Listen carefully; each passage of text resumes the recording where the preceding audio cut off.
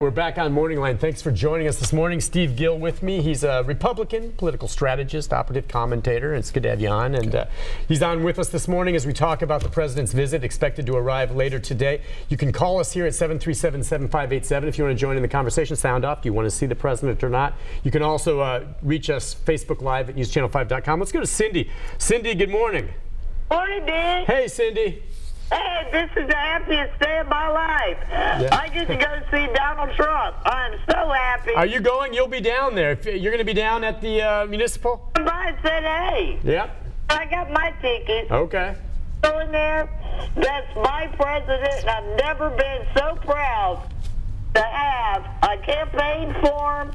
I've never been so proud to have him get it because he's going to make America great. All right. Well, listen, Cindy, by the way, Steve's a regular caller who's supported Donald Trump from day one. Well, and like in our family, we were talking just a few moments ago. We originally, we knew Scott Walker. Mm-hmm. Dana and I got real supportive of Ted Cruz, mainly because we got to know his dad, Raphael. I was a Cruz delegate to the Republican convention. But as soon as the primary was over here in Tennessee, it was obvious that Donald Trump was going to be the nominee, and we worked hard to try and get behind him. But our now 19-year-old son, Hayes, he was a Trump guy from the very beginning. And a lot of his friends, those kind of young first voters to millennials and older voters. I mean, Donald Trump really attracted voters across the spectrum.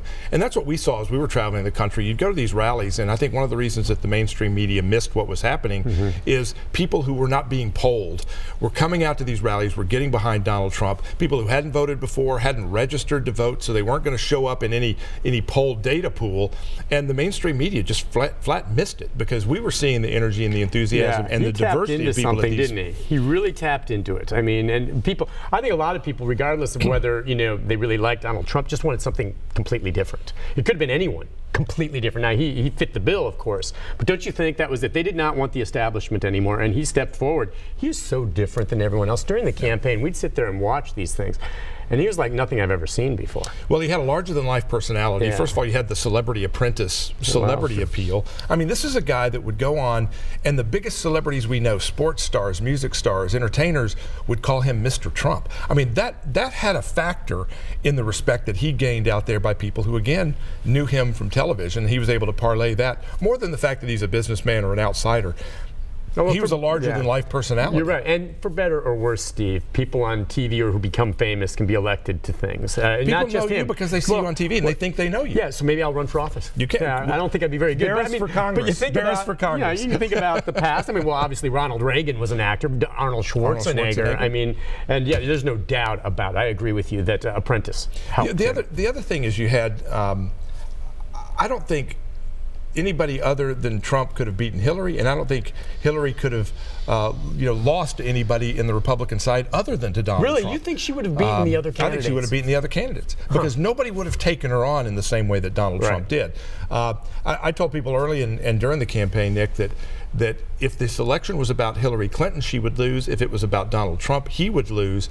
And he wanted it to be about him. And until the last 3 weeks, when it really kind of became more about her, it was about him and he was not winning. And the last 3 weeks, it became more about her. And I think that's a big reason why he won. When you looked at those two candidates, it wasn't a lot of people loved Donald Trump. They just were really not happy with Hillary Clinton, which isn't surprising. I mean, 8 years ago, she lost to a guy with a funny name who was a first-term U.S. senator from Illinois when she should have won, and then she was having problems with Bernie Sanders. She was an incredibly bad candidate, and the Democrats kind of looked past that and glossed over it, and that's one of the reasons Donald Trump is in.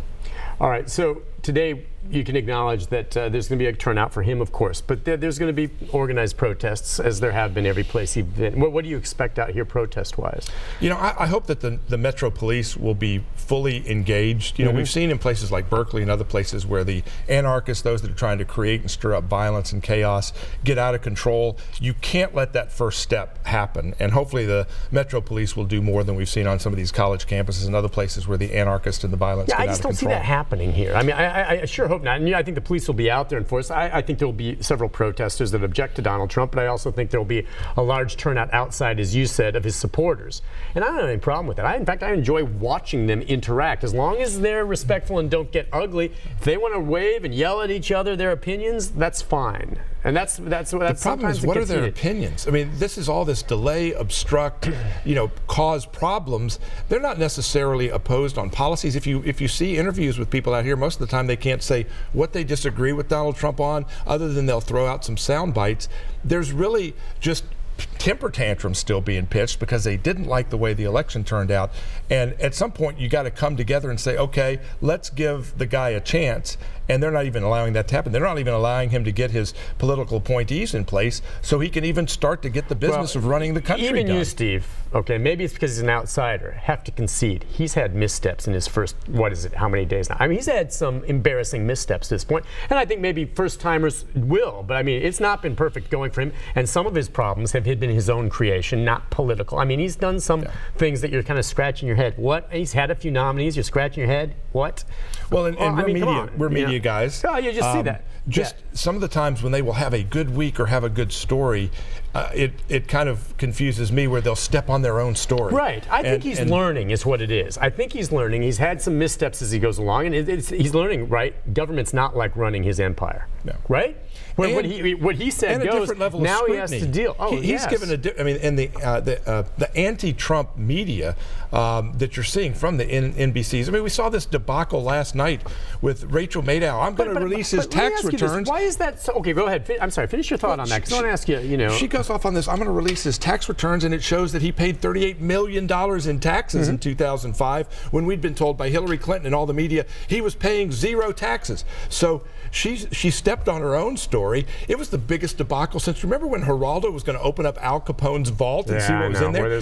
Rachel Maddow's reveal was the biggest disaster and embarrassment since that. Well, but I mean, obviously anything with his taxes, and you're right, I was looking and I say, what's the takeaway of this? Well, he paid a lot of taxes, and he paid a higher percentage than Bernie Sanders, a higher percentage than Obama, a higher percentage than Bill Clinton.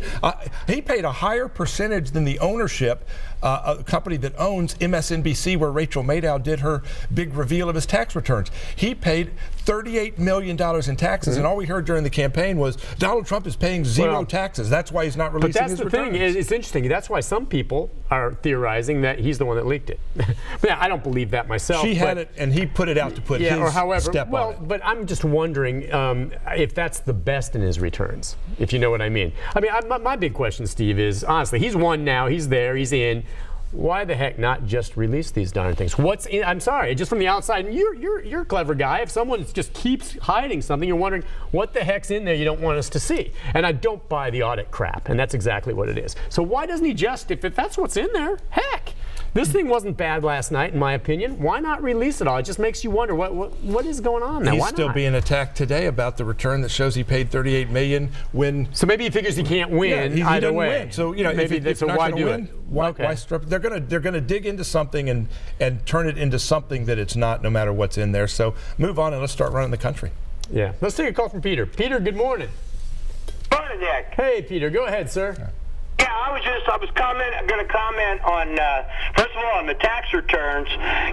Donald paid a higher percentage. He paid a little over 25% than President Obama did last year, who paid 18%, so 19%. So, I think this is much to do about nothing. The real story here is who got his tax returns. That's illegal. They need to go to prison.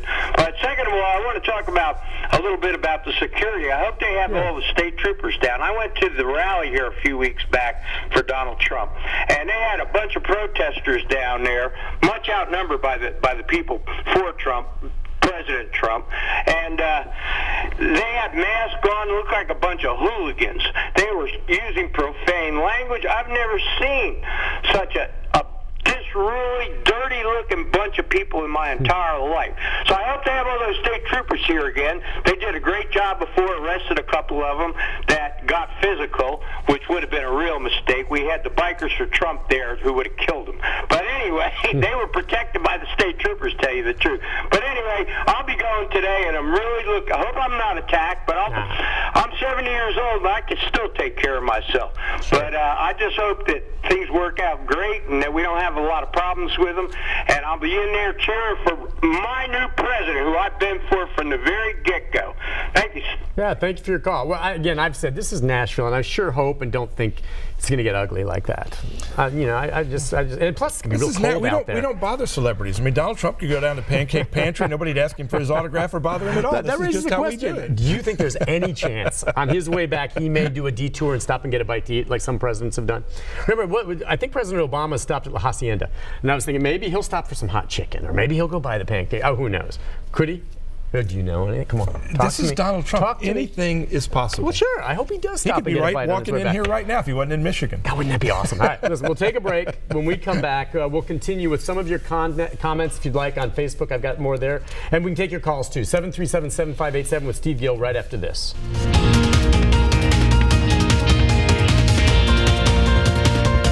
This is a Storm 5 HD weather update. Sign up for Weather Call at